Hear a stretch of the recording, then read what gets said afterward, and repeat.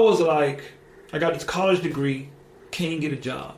Found myself in the orange grove field, picking oranges for money. And I always remember saying, I got a full degree to go pick oranges.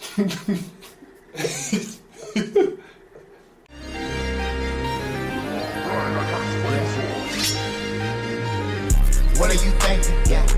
What are you thinking? Yeah. If you wanna know my thoughts, open your ears when I talk. Yeah. What are you thinking? Hey. What are you thinking? Hey. If you wanna know my thoughts, open your ears when I talk. Yeah.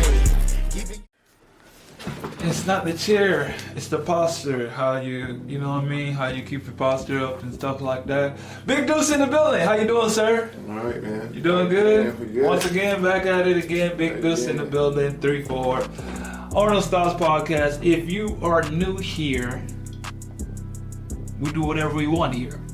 That's what we do. I did a video earlier just talking about just being authentic, because a lot of times, like with the podcast, content creation or whatever, just life in general, it's too many copycats. Too many people copycatting, not enough people original. So me and Big Dude's gonna be very original for y'all today. Like I want the podcast to be in the perspective of, this is what two guys who just play basketball, this is what they do. We try to give back. So what are your thoughts on that? I mean, we just here, like you said, giving out good entertainment, you know what I mean? Giving out facts and, you know, stuff to look out for, what to do, what not to do overseas, you know what I mean? And just before we even start, make sure y'all subscribe to Arnold Thoughts, you know, podcast and ATP Network, because, you know, this man works hard, putting out good content, putting out as much information as he can. For all the future pro overseas basketball players and just young generation hoopers. So, yeah, bro. Are you interested in playing overseas basketball one day? I wish someone would have told me 1 year after college I would receive my first pro gig. I wish someone would have told me that having an agent does not guarantee that you will get hired. I wish someone would have told me being cut from a team, because after 10 years in this game, everyone gets cut from a team. Now, after traveling from over 17 different countries and winning up to 7 championships in my pro career, I've put together the 6 most important traits any player needs before starting their career. So go ahead and grab that ebook and get all the information you need today to start your career. Now you can't say no one didn't let you know. So go ahead, grab that ebook and get started so you can become the pro one day. Let's go. All right, man. Today's episode, we're going to be having a little fun thing. I wouldn't say fun.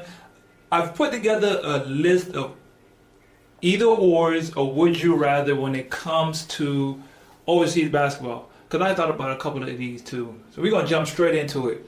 First one is, would you rather play for a top team in a smaller league or a lower team in a big market?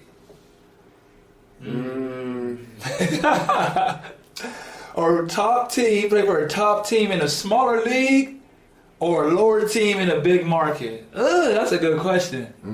I mean, with the way my mindset is nowadays, man, I'm following the money. You know what I mean? So in that situation, as my standpoint, whoever got the most money, I'm signing with them. But honestly, if I'm a first-year player or a second or third year and still trying to make a name for myself, then I'm gonna choose that bigger team in a smaller market over than, you know. You think they can pay you more if you're not even that? You just want to be in a position where you can be successful, you can win, you get showcase your skills, you get a lot of playing time.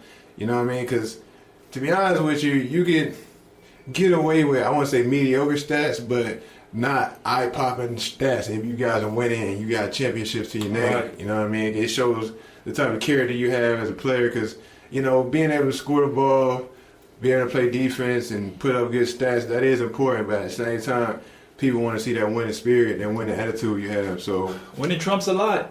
Yeah, I will give you that. If on a smaller team in a bigger market and y'all not winning, you're just going to get overlooked because we are replaceable, you know? That's what I was talking about earlier when I did it's like you're fighting every single day It don't matter what you did last week. It don't matter what your stats. None of that matters. You're literally fighting every single day when you're over here to make sure you're on point, because they're looking to get rid of you. That's what I said. They're looking to get rid of you at all times. They are. Even when you winning games and putting up stats, they They're still looking to get rid of you. Even when they cool with you and they say, "Oh, haha," laughing at all your jokes and giving you dab every time they see you, they still looking to replace you. You see what happened to the big guy from and Cool? Exactly. They replaced him? Yeah, they cut him. I did see that they had a new player. See, and he was playing really good. They finished the season in second place. He was there with them since Exactly. the Coachella from the jump. Exactly. From the beginning of the season to the very end, right when the playoffs come. They was in first place at one point, right? They was in first place for 90% of the entire year. Exactly. You just never know. You're always on the hot seat. No matter what. No matter you're in first place or last place, and you know it's tough because you don't want to go out there and be like feeling like you gotta look over your shoulder or put too much pressure on you to play well, but at the same time, it's just like, okay, so what is this you scenario? gotta really lock in and dominate. So if you're on a top team, for example, and they're giving you $5K, that's the best team in this league, and the lower team's offering you $6K, but they're not so good of a team. Yeah, I'm taking the 5K job You taking the 5K? for sure. You know what I mean? 4K, 6K, 6.5. Ooh! I'm still taking the You taking the 4? lower paying, better team, because to be honest with you, 4 to 6K ain't that much of a drop off. It does add up at the end of the day. 3K. 3K versus 6.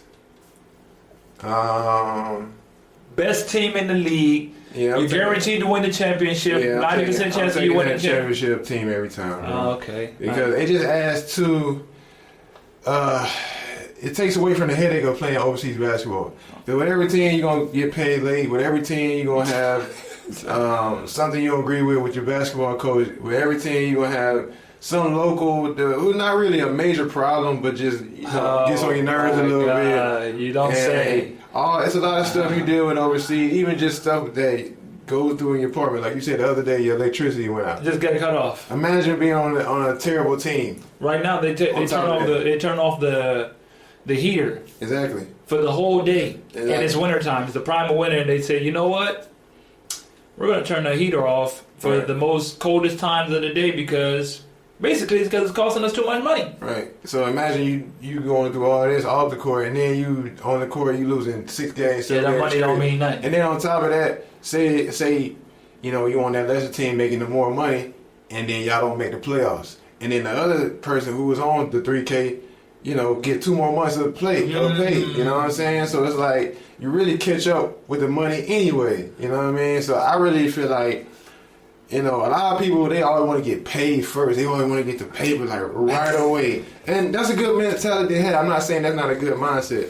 But sometimes you got to sacrifice and pay your dues and put yourself in the right situation. So, in the future, it's always a long game. You know what I mean? You want to think about your future, not just what's right now, what you can grab right now. When did you get that mindset? Because a lot of times, I think that's a crucial part of it. Mindset. Just it's called delayed gratification. Basically, the delayed gratification mindset of I'm gonna get it as it comes. I'm gonna work and get it as it comes. I ain't just finna rush to get to it. Like you said, rush to get to the money. Everybody, I want the bag now. Yeah. I need the 10,000, 20,000 now.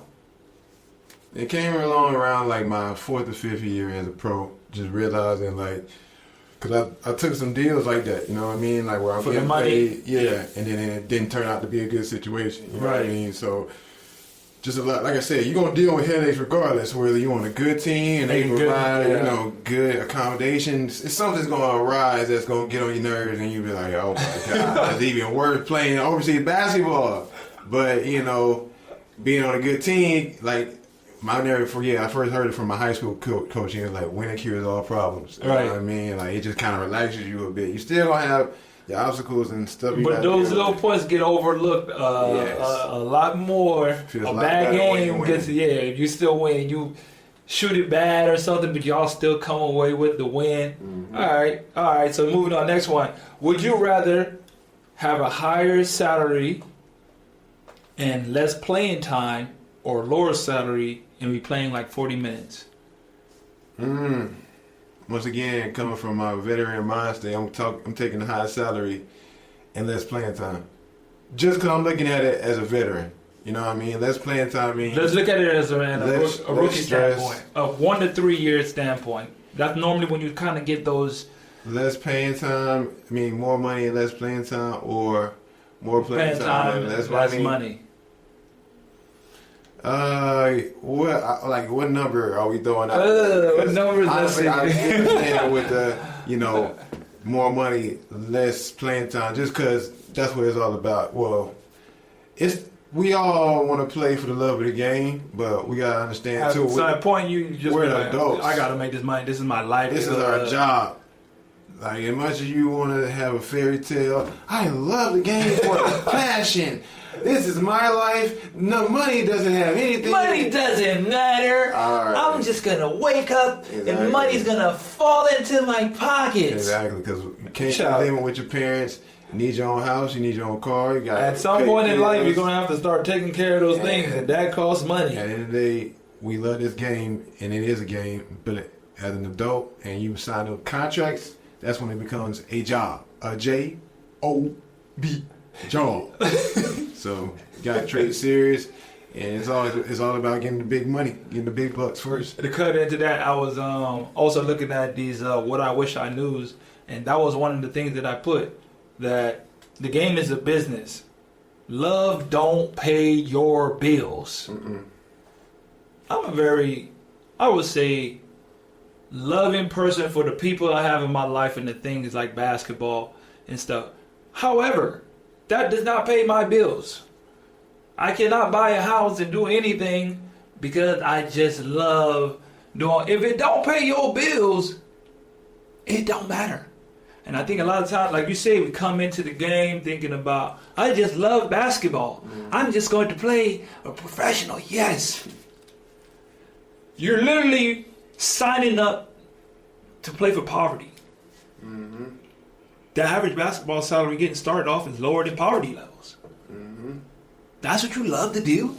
Yeah, man. This is a business. You gotta think big, man. You gotta think big. It's a business, and you don't have that much time. That's a lot of people don't understand.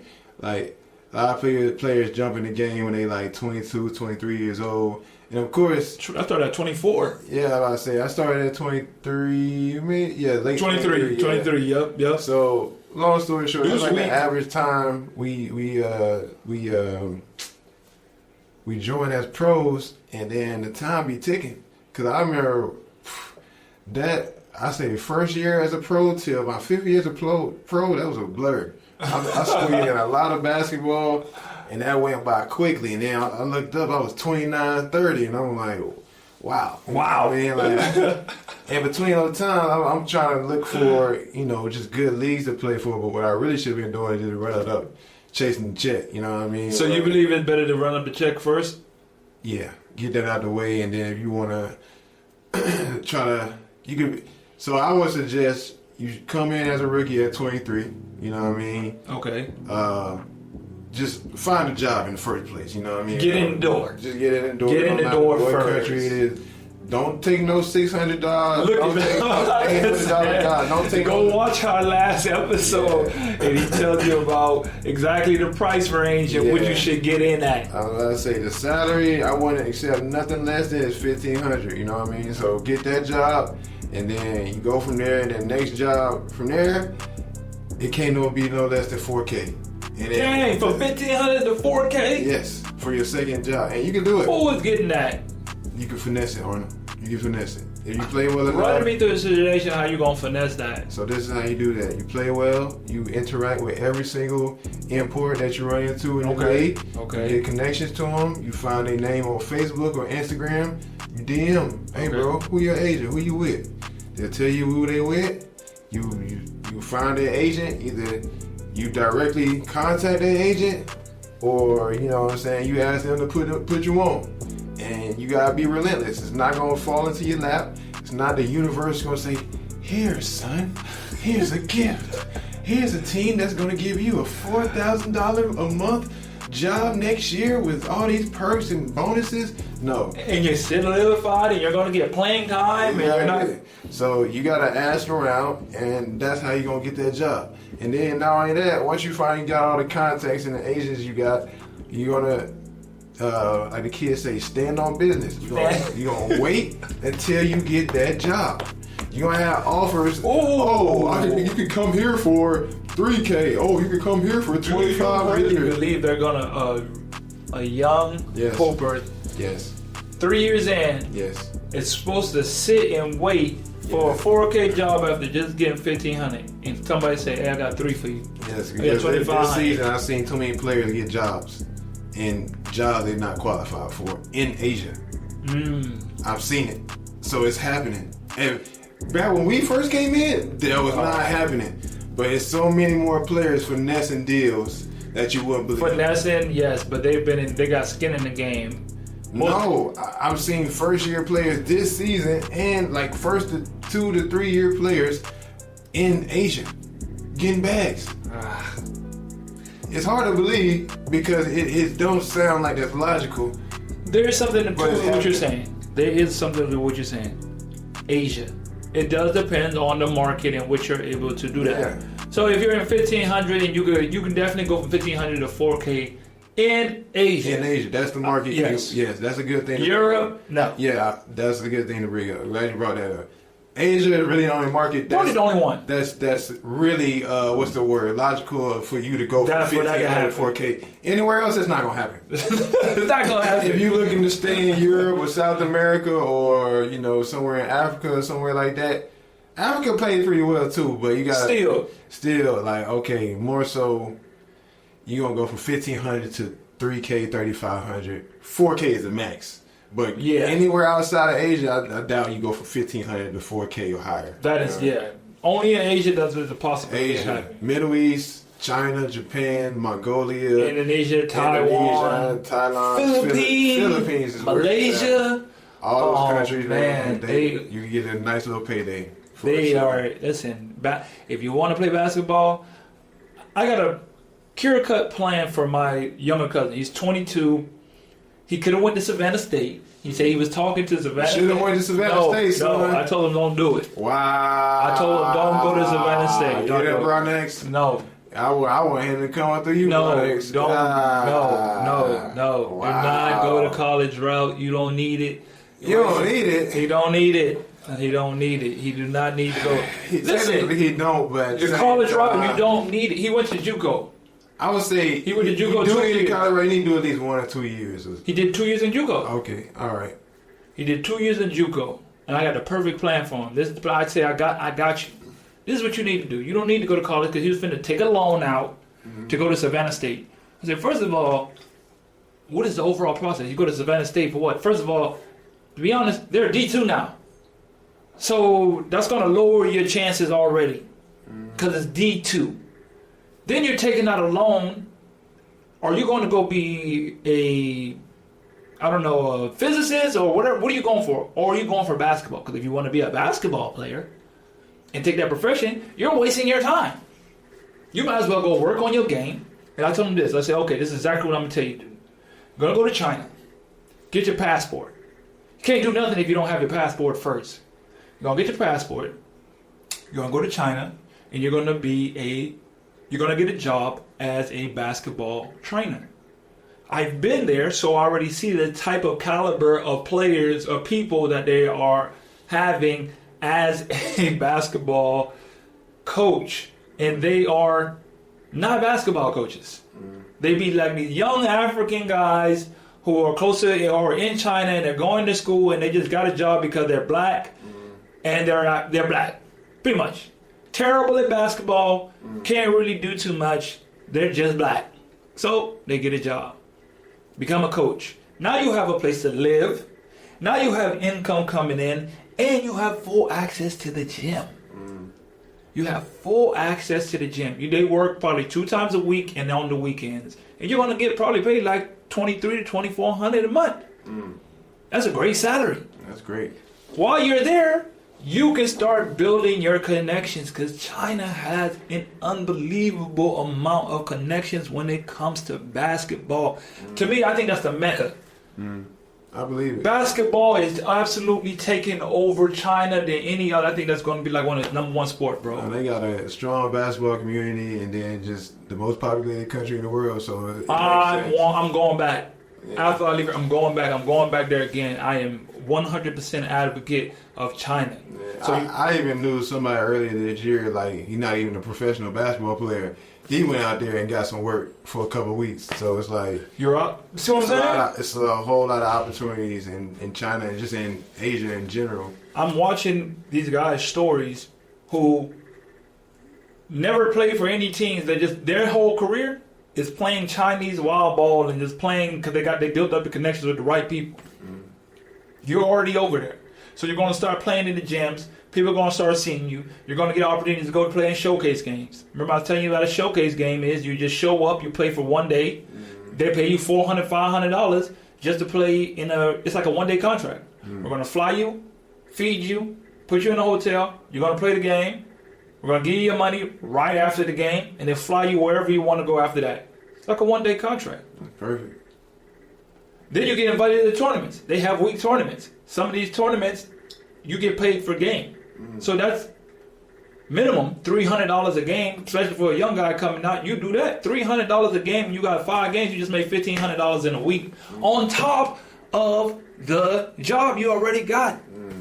Not only are you getting seen by the people who are in the tournaments, because a lot of them who run the tournaments, they be in all of the tournaments. Right. So you're just building your representation all the time. Right. Yeah, that sounds like a win-win situation. It is a unbelievable untapped market, bro. That is the way I'm watching guys just eat. I seen a guy, he just moved to China and living on China, not with no second division team, not no CBA team. He just out there because he know some people and he gets put onto every single tournament. Think about that. You're making so much money and you ain't even on a team playing basketball. $1,500 in a week, that's great. That's just one tournament. Yeah, because like we talked about earlier in the segment, man, we talking about $1,500 for a month. Exactly. So, as a first year, not even coming out of JUCO. That's a great situation. If you can make that in 1 or 2 weeks. Man, you do that once a week for a month. You can do that once a week a month. Yeah. Yeah, I believe it once you say you plugged in, because like one thing about being a basketball player, and once you find your way in this, this game, this market, you realize like, man, you can really set up shop and take over. You know what I mean? All you really need is the right contact. Contacts, bro. Yeah. And that's what I say. Once you're in the loop. That's what I'm saying with him. I got the contacts. He's trying to go to the pro camps. He's trying to do this. I'm like, cuz. I gave him a real strict, I said, this is what you got to do. For the next 4 years, don't worry about basketball. You just need to worry about getting strong. At 22, he was like 21 at the time. When you're 25, you'll be ready to play. I didn't start playing until I was professionally, until I was 24, going into 25. I played at 24 the end of the season. I played like 2-3 months. And then I was 25 really when I had my first legit season overseas. And still rocking. You think you got to go get it now, and you can run and go get it now, and you're not even ready for it now. You're not even really ready to handle playing 40 minutes a game and not producing and getting cut, and then you ain't got no money because that was your only way of income. Now, if your income was just being a coach in a country where they're going to pay you already, and this opportunity doesn't make or break you.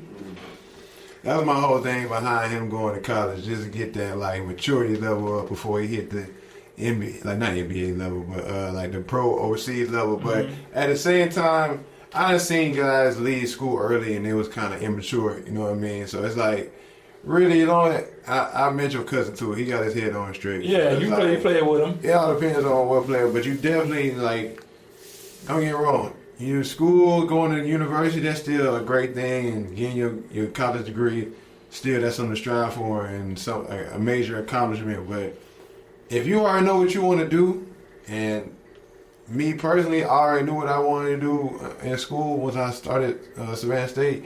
I knew I wanted to be a pro basketball player full time. That's what I'm saying. You know what I mean? I had, we both went to school for computer science. We were in the same degree, to the same classes, and I was just like, okay, I'm in this class, and the professor is talking about these electrical circuits. I knew you was going to Chuck. Cosine over sine. I knew you was going to Chuck. I knew you was going to Chuck. X times 14 plus 7 minus Y times W. I'm like, I'm square. Yeah, I'm like, I just want to play basketball, and I just clocked out. I remember it was a time where I just I hit the crossroads. I was like, do I want to, really put more energy into being a student because I was starting to fall behind, or I was like, man, do I want to just put all my eggs in one basket and just go all in on strive basketball for this basketball thing? And I just said, hey man, I'm gonna try my best with this schoolwork, but most of my time and effort and energy gonna go to this basketball, and that's what I became. You know what I mean? I regret not getting my college degree, but I still got a chance to do that. I understand that, but is it more so of a personal reason you regret it, because really you're not in no field for computer I just regret science? it because I got so close. It's like I started. You want to finish something, and I want to feel like Coach Brown, as you say, is 1,000 things. One thing finished is better than 1,000 things started. You know what I mean? And then just for my family's sake and my mother and my grandmother, just do it for them. Me personally too, but I've been able to do everything I want to do without my degree as well. So that's never stopped me. So for everybody that don't have a degree, you still can be successful without it, but it's just good to accomplish in your life. I believe that a lot of it is brainwashed to think, because I got my degree and it means absolutely nothing. My dad came, my uncle came, everybody came to watch me walk across the stage. My mom came, some family members, and then that was it. I didn't use the degree one time. I'm not going to be a coder, computer science coder. Absolutely none of that. And I'm like, the only reason I came here and even did this is because I wanted to play basketball. It wasn't because I wanted to be a coder or stuff. I never thought about being behind the desk and all day just... Exactly. I never saw myself doing that either. So what's the point of going to college? It ain't no point. Just to say you want to walk across the stage and spend a whole bunch of money to be in something that you... Why? Wasting your time. Yeah. I mean, it definitely... I want to say it's a waste of time. This is the sad thing about it. It's a scam. If you know what you want to do and you're a hard worker and you're highly motivated by yourself and you, like I said, you know the goal plan you want to do, like as a business figure, you don't need college. You do not. Are you advising your son and daughter to go to college? I am, but I would say this, like you said, it's kind of like brainwashing them to like say we need to go to school. Okay. But at the same time, it's like, for some people, they're not always like me and you got high motivation or, a sense of direction in what they want to do in the future. Some people kind of need that extra time just to figure out who they are and who they're going to be in life. You know what I'm saying? So why not just go work then? And go think about that and at least be making some money then, instead of spending your money going to college and then trying to work and then do something that you might not even end up doing in the first place. Just to say I walked across the stage and I got a degree. When I graduated and I was home, I said, you know what? Because my mom was like, you got a degree, computer science, you need to use it. I tried applying for jobs. This was in 2012, 13. They was not hiring. I thought, I got a bachelor's degree in computer science and information system. I'm definitely gonna get paid. No one even... Yeah, that's crazy. No one gave me That's the sad part about it, man. You spend all that time. That is my point. I want to say, I don't even know you bled, but sometimes getting that degree, man, it takes blood, sweat, and tears. It wasn't easy. To get that. We was in the same classes, you see? And the fact that you got one, you still couldn't find a job. And that was 2012, so ain't no telling 2012! Ain't no telling what the market like now, and that's just crazy. It got way more cut, though, put it that way. That's 12 years ago. All that effort, energy, time, 5 years. And you still need more degrees just to get a job. 5 years, and I went to summer school every single summer. and you still need more stuff and more qualifications to beat out everybody. I couldn't else. even get what you call it, a mentorship or a call to even come in. I was on Indeed. I was on GetJobs.com. I was walking indoors. I applied. I'm like, this one, it really hit me. I was at home, and my mom had a home. She had a house that she had renovated, and it was like nobody was living there. So she said, you can go live in there. You just have to turn the water on, the water and electricity. Just pay the bill for the water, electricity. So I was like, okay. And full disclosure, I was on probation at the time, so I had to pay my probation as well. Another story. So I was like, I got this college degree, can't get a job. Found myself in the orange grove field, picking oranges for money. And I always remember saying, I got a full degree to go pick oranges.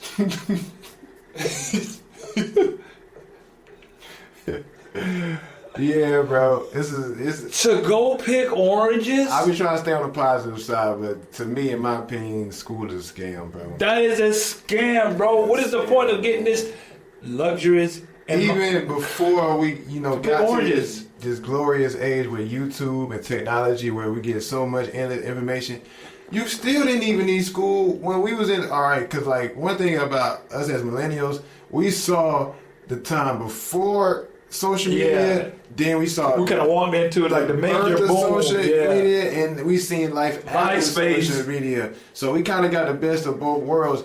But even the time before social media, you still didn't need school because you still had the internet. It wasn't as good as it is today, but you had information on there. And on top of that, books. They always been around. Coding, business, all the courses you take in school, they're in books. They're in the library. You really don't need it. So the fact that, our teachers in high school and middle school and just the government in general just saying you need to go to university to further better your education to get a better job, which I'm lying through my teeth about. We just trying to break in more money for the government. Worker. We just need more workers. Like really, the really goal is to self-educate yourself, find a good job, and then work your way up the ladder like that. You know what I mean? Because you don't need you paying to get taught by somebody. I get it. It is good to learn from others, and you don't know everything, so you do need a professional. But there's books out there. There's mentors too. That will tell you everything. The same thing the professors are telling you. There's mentors too. You pay a mentor for whatever field that you want to go in, and they'll just basically tell you everything you need to do. Like I just said with my cousin, why would you go to college when I just told you I went there at the peak prime time of this school that you're trying to go to? I went there, I graduated, it did nothing. I got nothing from it. From this day, still ain't did nothing. What I'm actually seeing success in is if I actually did this is the best route, this is the best country, this is how you do it, this is how you get money, all I am is a mentor to a mentor you're gonna skip all the BS. That degree, you don't need it. Let's be real. You ain't gonna be no doctor.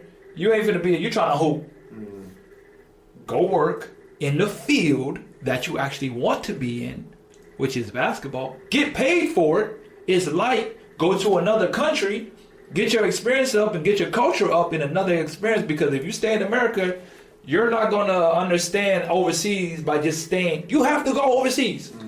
Yeah, last thing I'll say about the whole school, college thing is like, if you're gonna go to school, go to like a trade route school. Yes, right? So like that's a great idea. Something where you can learn hands-on in the field a specific what skill. you're doing. Yeah, of course, you're learning like academic, send down piece of paper or whatever, but you need to really learn how to apply and hands-on physically do the job that you want to do. You know what I mean? If the schools you're looking at don't have that, opportunity for you to do that, then I was just going ahead and say, go ahead and hit the workforce and find some skills because, man, constantly educate yourself. Because, yeah. Kind of going back to, a lot of these questions have to do with like money. However, this one is, would you rather sign a short-term, high-paying contract or a long-term contract with decent pay? Would you rather? I guess it would equal out. I was gonna say, I think I'll go to short-term, high-paying contract just because I don't want to be locked into a situation. Because me and you done both been with teams for a long time. You've been in Chile most of your career. Mm-hmm. I've been in the UK most of my career, and just we both made a name for ourselves, and both our respective countries. But at the same time, you know, things get stale. Things get a little. You've been in our country for a long time, People boy. start to take you for granted. Yes. And for me, that's one of the worst things. That is exactly what The happened. teams, the general managers, the presidents, even the fans, they just take you for granted. That's how they look at you. He'll be Like, back. He yeah, ain't got nothing else going on. Like, he ain't working. We on don't really nothing need you major. like that. And that's one thing I hate. Well, dude, one thing, don't doubt me. And don't ever count out whatever I got my eggs in the basket. If I say I'm going to do something, I'm going to do it. I'm going to do it. So, yeah, I mean, I think with Eagle out, but I'll take that short-term, high-paying job just to have some freedom, just in case things go south. I kind of did it the opposite. I definitely understand that, but I also think it's like how you say, like whatever stage you are in your career, because only reason I really came and stayed here is because the security reasons. I knew I was trying to take over Chile with this content creation and this. I'm like, oh, this is easy. I'm gonna take this over. That was my first thought. So I knew it was gonna be a little bit less money than what I would normally get. However, it's a safety net. Like, I know I'm not going nowhere here. Mm-hmm. Like, it's guaranteed. I got offered to go to like Mexico, more money, shorter time, but it's like, is it really gonna translate? You know, I feel like it matters of what position. Like I said, what position you are in life. Mm-hmm. I got a crib. I need to have guaranteed, consistent money coming in. I'm a content creator. I need to have a consistent home base where I can come home to consistently. I don't need to be picking up and moving and going here and going there. In Mexico, that's all you're doing. You're playing like 3 games a week, 4 games a week in different, all over the country. Mm-hmm. That is a lot of moving around. So I'm like, a lot of factors tied into it. So the only place I would say if the money's got to be extremely high to take that. Mm-hmm. China, back to Asia. Yeah. Their contracts for a month, $20,000, $30,000, $50,000 a month for 3 months. I'm there. Yeah, for sure. All day. Yeah, definitely. All day. I'm definitely trying to finesse a guaranteed contract. Get a guaranteed contract. Either or. Play for a team with state-of-the-art facilities, but a hard training schedule, or a team with basic facilities, but it's chill. I'm taking the basic facilities and chill. Man, I ain't gonna lie, bro. As you grow up as an Uber, especially coming from the States, bro, like, oh my God, real, bro. Like, I started playing organized basketball when I was 8. When you start playing organized basketball? Organized, probably when I was like middle school. Okay. I played 1 year of Little League, and then I didn't play for a year, and then I played for middle school. So okay. 12, 11 maybe. Long story short, bro, that's a lot of basketball. That's a lot of basketball. No matter, like, even if you start at like 15, 16, bro, those rec league practices, which I went through, you know, the middle school practices, the high school practices. We used to hoop outside a lot. Hooping outside, playing 21, all the games, you know, and like you said, we was really the generation right before the social media boom. Yo, so we was outside. We used to be outside from like 10 in the morning till the street lights came on. That's a real thing. Like, you had to come outside till the street lights came on. We outside. So it's like, you know, that, and then all the college practices. Like I tell everybody, man, oh my goodness, every single day in college we practice for 3 hours. Oh my goodness. There was no short practice. Sometimes just like, bro, hour and a half. We get up, we know all the plays. We all tired. Some of us banged up. Let's just keep it short today. Nope. We going the whole practice, bro. So by the time you get to the pros, I get it. The state-of-the-art facility, It's nice, but to be honest, none of these overseas gyms have blown me away anyway. Even the ones they say that are nice, it's pretty much a basic Division One or a nice high school type It's gym. not even Division One. You know what I mean? It's not even Savannah State. When you say state of the art, I'm thinking crypto arena. I'm thinking Madison Square Garden. I'm thinking like an NBA type arena. And overseas, you're not gonna get that unless you're playing in the Philippines or the EuroLeague. But most of us, Thailand had a pretty good. They had pretty good facilities, but it was like one gym. Yeah. It's crazy. Everybody used one gym in the whole league. that is great. A lot of leagues do that. They do that in the Middle East too. They do. Yeah. I get it too. It's just like Those are the nicest ones, so everybody comes. Yeah. That was the first time I ever been in something like that, where everybody goes to one arena, and you just got your slots of time that that's you're how I was playing. in Iraq. But yeah, man, I would go that route for sure. Would you rather have a chance, or we talk about championships too, would you rather have a chance to win a championship with a less known overseas team, like a not so known team, or just be on a good team, a supportive role on a very exclusive team, like Maccabi or a EuroLeague team, or like Brazil got like Flamengo. Those are like that. Flamengo is like one of the best teams in Brazil. Sao Paulo, one of the major teams. Would you rather be a role player on one of those, or Both teams are champions. Are they both champions? if you're on a very known team, you're going to have a chance to be. Or able you're to saying get would you Who would you rather prefer? play to have the opportunity to win? Opportunity to win. Okay, yeah, I'm going with the bigger name team and playing like more a role. Of course, as imports, they bring us in to be the man, the top scorer, the one to take you home in clutch time. But it's some situation where you get on a team where guys are just as good as you. And it's not going to happen every single time, but it's like, Sometimes it's great to be on a team where you just play a role. It's a team. Instead of so lopsided and heavy-handed on you to perform as an import. But that's a great feeling to be on. So that's why I would take that situation. Not only that, if you in a team like, a top league, EuroLeague team or BCLA or what's the Wazo in the West Asian Super League? That's a good look. No matter what you're averaging or doing on the court. The fact that you've been there, or the fact that you on that team playing games, all these agents, hey, I heard of him. Hey, I heard of him. I seen him. It's just really sometimes it comes down to exposure. Oh, you played in this league? Who's seen you and how good you looked on that team? You know what I mean? If your team is winning, especially if you play on a EuroLeague team, you got a high chance of winning. So you're going to look good, and that's just going to promote yourself for higher paying jobs in the future, and that's a win-win situation. Yeah.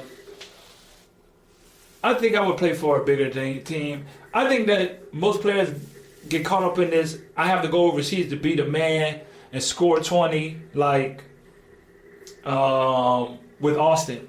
Like, I feel like he is not productive enough if he's not like Facts. constantly. You know what I mean? Yeah, me and him are like total opposites right now. Yes, and it's because of different stages of y'all career. 100%. You're 7 to 8 years older than him. You've been in the game 7 to 8 years longer than him. Right. So you are more understanding. I would rather be in a team-oriented, well-developed, perfect system. Exactly. Where this is a nice machine running. Yeah. Instead of me being out here a one-man show, one-man band, trying to do it all by myself and take on all that pressure by myself. I will honestly say this was the first year I had to be like, I had to accept not being the man on the team. You know what I mean? Because both teams this year I played for didn't bring me in to be the man. You know what I mean? They just brought me in to, of course, help the team be an import, but not the number one option. Who was the number one option for you in Iraq? That's what I was saying. They thought I wasn't going to end up being the number one option, but I turned around and ended up being the number one option. Who was there before you to be the number They one? thought it was going to be the young guy, rookie guy. Not the guy. Oh. Nah. He was legit. He was good, but he caught a concussion. Shout out to you, Breland. You did made a great rookie debut. But I had another guy I played against in England, and he had a decent season, but they ended up letting him go. And then after that, we just brought in like 3 more point guards after that. But in between that time, you know, like I said, the foreman who they wanted him to be that guy, the surprise guy, he ended up catching a concussion. So I would end up getting a lot of playing time, and I promise you, in that time, I played maybe 12 games before we brought in another import, and I was averaging like 25 and 12. You wasn't getting out the game. You were playing 40. Exactly. And so that was cool, but really I had the whole mindset going in. I was just like, bro, I just want to win. I don't care about individual awards, stats anymore. Just because the previous year I had a terrible year. We missed the playoffs. This is in Plymouth? Yeah, career lows in points. I haven't averaged that list since my rookie year. You know what I mean? And so I was just like, you know what? I don't like that. But the thing is, it wasn't that my skills or my game was decreasing or declining. It was just like more so the situation. And, you know what I mean? I just like, all right, I know I can score the ball and get rebounds and give you 20 and 9 consistently, but I really want to win. It's like I don't know how to say it, but it's like you start your career off, you have to go crazy. Yeah. When you start off, you have to go crazy. You have to be the scorer. You have to be the guy that's like, he's the man. And you literally want to gravitate towards, I could be the second and third option and make more money doing this than being the guy that comes out here and score 25 a night. If you really, in most teams, if you have to come out to score 25 a night, you're probably not in the league that you want to stay in for a long time. Exactly. Yeah. Because if they're bringing you in to score 25 a night, an average player, that's probably not the league it's not going to be beneficial for you in the long run, because higher leagues, higher level teams that are really going to give you the money that you want, they're really looking for glorified role players. Exactly.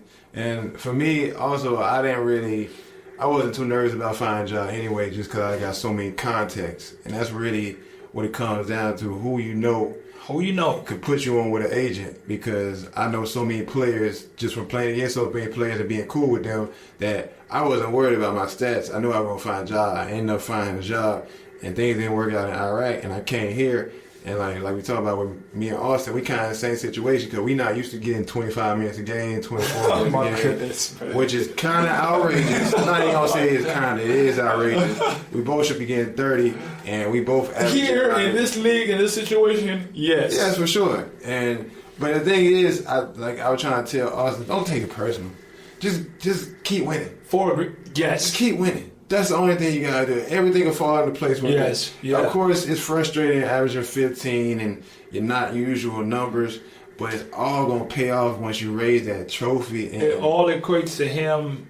Like that's the what's the word I want to use? I want to use the good word. It's like that's the perception. If I'm not scoring 20 a game, because everywhere I went, everybody's always looked at me for 24. I just came from this league and I'm averaging 24 in that. However, this league's a little bit better. There's a lot more opportunity that can stem from this. And all you have to do is worry about maximizing the time that you have at this moment, and everything else is going to take care of itself. That's what you know what I'm saying? But that came with our time. We're 7 years ahead of him, because when I was 27, I'm trying to put the ball in the basket. So numbers are very important. So I definitely understand where you come from. That's why I just try to give him my 2 cents on your time gonna come, and he know that. Yeah. But at the same time, he got all right to feel like I got to get it, bro, because time is nobody has a limited time on their hands, and he trying to just maximize while he's young. So, yeah, I remember when I first came back to Chile, and I had recently, this is before I won, this one I came to Los Angeles for the first time, and like the first couple of games, I'm putting up like 28 shots. Like I'm getting them up. I'm getting them up. And my homeboy on the team, Brandon, he came up to me, he was like, we was watching film one day. He's like, let's watch some film. We was watching film together, same thing like we was just doing. And he was like, all you gotta do is rock with me. You ain't gotta take 25 shots to get 25 points. Be more efficient. Let the game come to you. Slow the game down. And I start thinking like, that's a different perspective. I've never thought. Not gonna lie, very beneficial to watch film. It is. Watch film. Watch film, kids. It's very beneficial. Watch. It's very cringeworthy, and sometimes it's. Whew, I hate watching it myself. I was like, oh, I was like doing that, but you learn What do you so normally much. look at when you're watching film? Are you watching yourself and the moves you make, or are you Put it trying like to read this. the defense when you watch Looking at the last film you watched, me and Arnold and my guy Austin, we were watching film against the team we playing in the playoffs in the first round, and more so I was just looking at my body language. And I was thinking about my mindset the whole game, and it was so bad. It was bad. It was so bad. It was awful. More than like I get it. Like I have a very big problem of being emotional after missing a shot, and it's not to disrupt anybody, but man, it can affect the team in such a negative way. Yes, it can, bro. I hate that I do that because it's not to affect others or to show everybody that I've lost confidence in myself. Because no matter what, if I'm doing oh my god, or just breaking down. Just know that I still have 100% confidence in myself.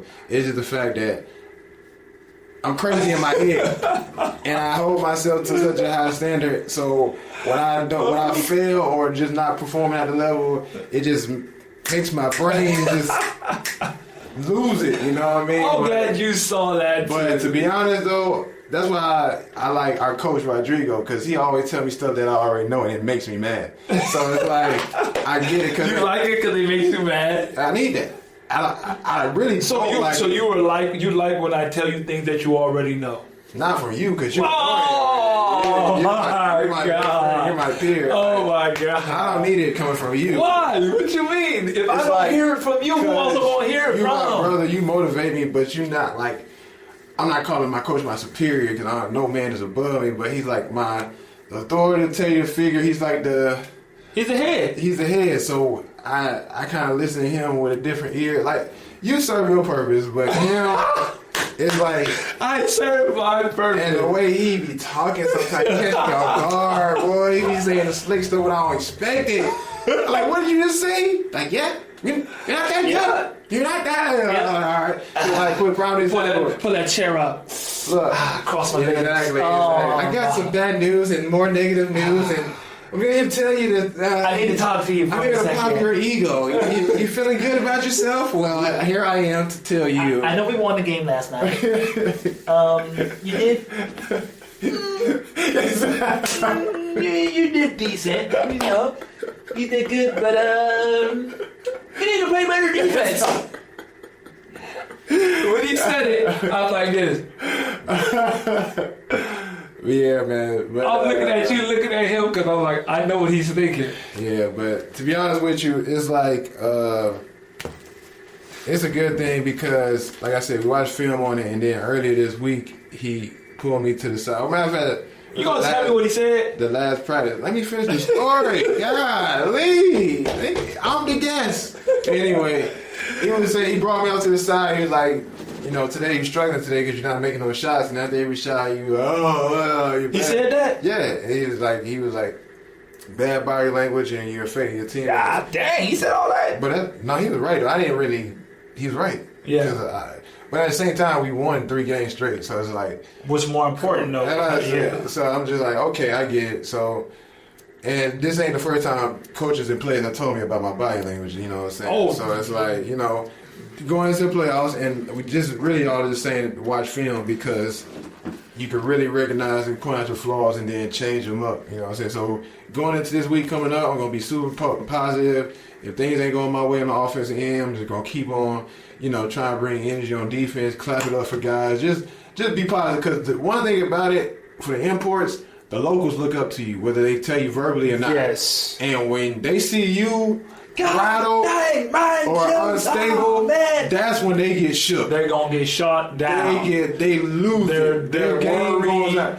Well, the more confident you stay, the more poised you stay throughout the game, the more confident and relaxed they feel. But when they see you antsy and anxious and mad and frustrated, they start playing terrible.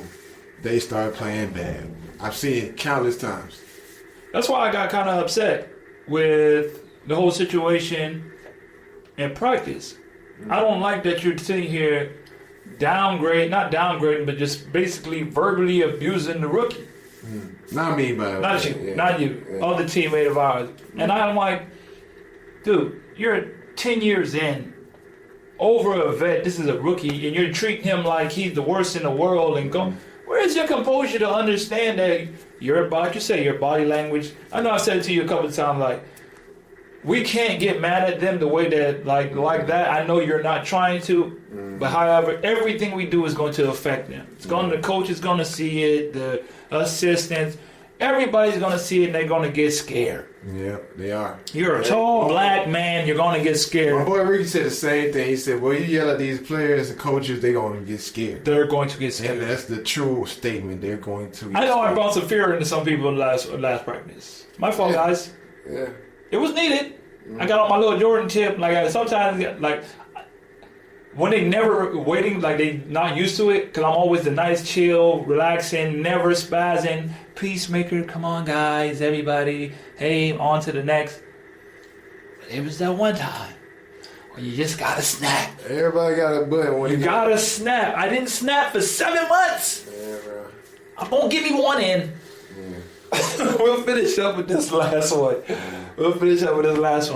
Would you rather end your career early overseas and return home with money saved, or stretch your career out as long as possible, even if it's with lower-ended teams? I don't know if you've seen the guy who's playing for Port of Vars right now. He's like 42, but he has like a dual citizenship in Brazil, and he's been playing for a hell of a long time.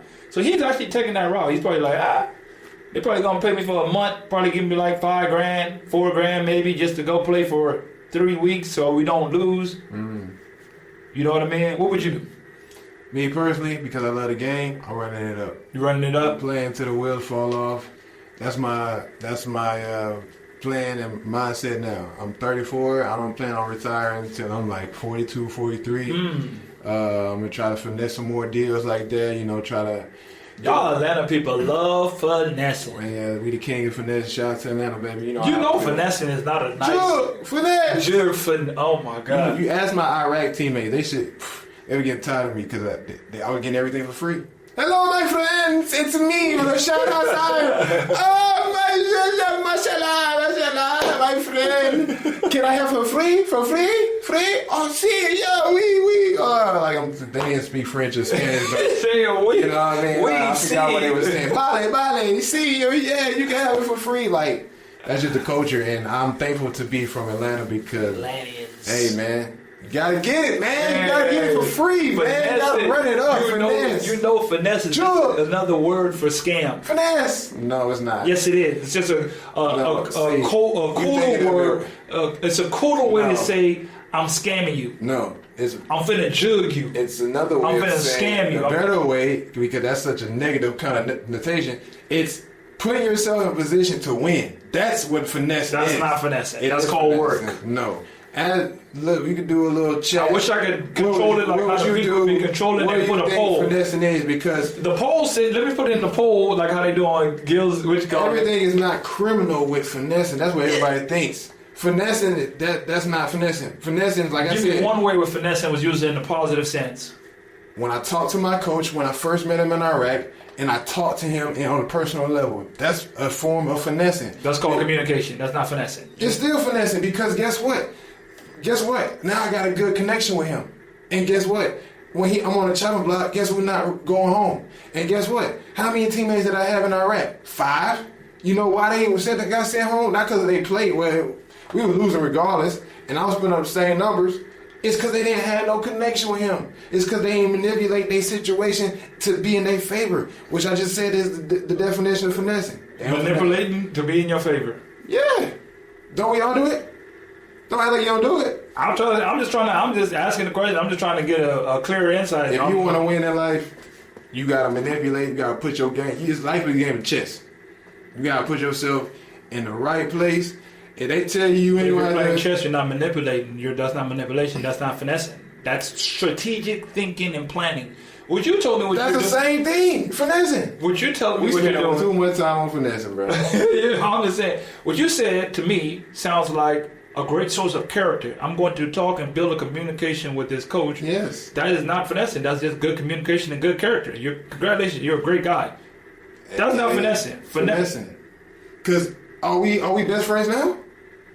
I don't know. Exactly. I don't talk to him like on a regular, or I don't talk to him no more. So guess what? I wouldn't say I faked a relationship or anything, but I finessed you into thinking Y'all some scammers. we cool as hell, and now I got job security. It's a job. It's a business. Do they care about me? No. Do they care about my family? No. So guess what? I am gonna manipulate that into your favor. Now some people say, "Oh, that's kind of diabolical, Deuce." Them the ones without jobs.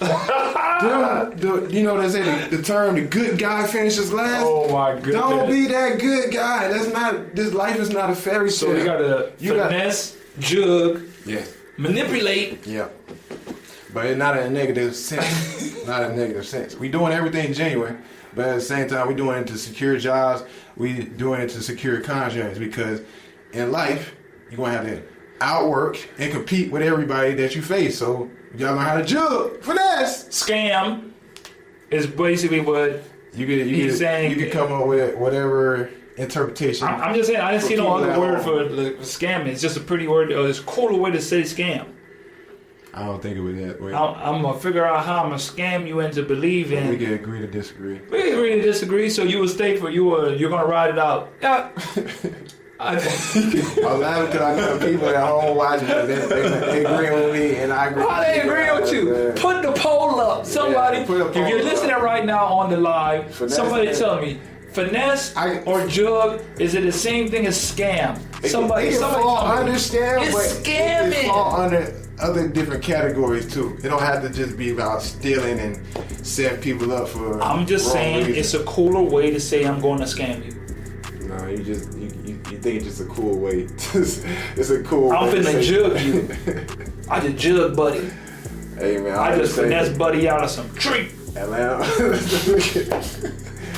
All I can say is Atlanta on top, man. Shout out to my Atlanta family. Like Arnold say, you love Atlanta. You love Atlanta, I love my boy. city, Atlanta, baby. What's happening? A-Town, baby. Oh my. I love y'all. I love y'all. On that note, Yeah. hey, appreciate you dropping in once again, Big sure, Deuce. bro. You know what I'm saying? From the finesse capital of the world, Atlanta, Big Deuce in the building.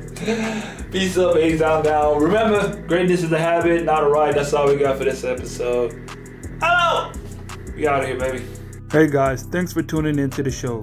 Please subscribe on our YouTube, Spotify, Apple, and wherever you listen to your podcast. I greatly appreciate it.